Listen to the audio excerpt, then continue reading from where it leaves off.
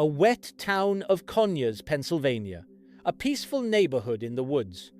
An average suburban family are visiting their neighbors on a rainy weekend. Desolation, the location, and the cast choice is what grabs your attention immediately. A protective and somewhat hot-headed father, played by none other than Hugh Jackman. There were many roles in which he was very convincing. This is one of those roles. After a relaxing day with their neighbors, they realize their two little girls are missing. You can almost immediately feel the panic rising slowly, but at the same time, they are hoping so hard that it's just a false alarm and that the girls are somewhere around the house. The longer they look for them, the worse it gets. When they finally decide to take it to the police, a peculiar police officer takes the case and starts working very diligently to find the girls.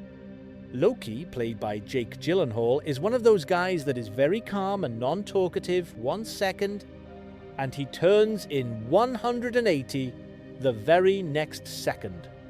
Rumor has it that it was his idea to play that character in that exact same manner.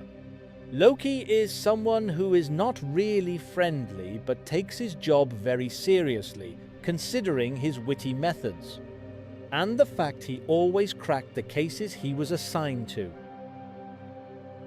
His choice of words and his tics are what separates him from your average movie cop. When the police finally find someone they can interrogate, it turns out that person doesn't fit the kidnapper role. Alex Jones, played by so talented and convincing Paul Dano, is a very, very strange young man, petrified and introverted to the core, with an IQ of a 10-year-old. Police don't see him being the perpetrator, but Keller feels something is off about him. Alex is the only guy he can point his finger at, even though at first he didn't have too much reason for it. And as a devastated and angry father, his judgment is unclear. His faith, the monologue about faith and God in the beginning of the movie, is shaken. And he starts drinking, attacks Alex at the parking lot, and even takes it one step further and kidnaps him. It's not like Alex didn't start giving him certain clues at times. The other father, Franklin, is the total opposite to Keller, and is torn apart between doing the right and the wrong thing. Moral thing to do would be to let Alex go, but it's their little girls who were kidnapped, man. Even when an even more suitable suspect appears, they don't let him go, because they think Alex cooperated with him. Alex was really just the guy who was at the wrong place, at the wrong time, and he paid the price for it. Each and every actor in this movie played their part beautifully. So many emotions were involved: frustration, anger, sadness, fear, faith. Just like in Zodiac, Jake Gyllenhaal's character gets obsessed with the case, and he can't do too much about him.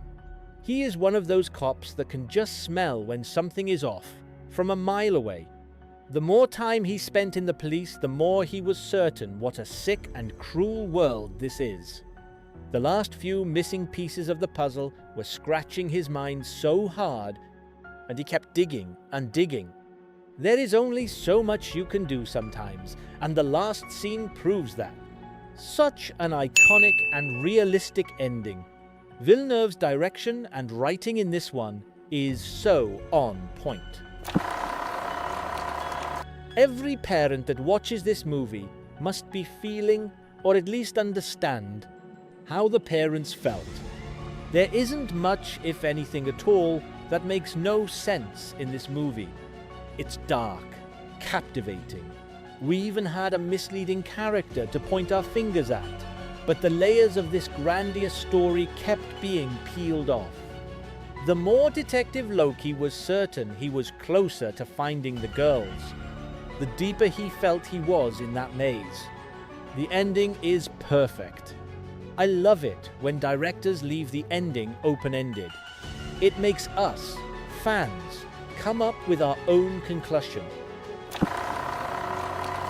The angry and desperate father took it too far and paid the price.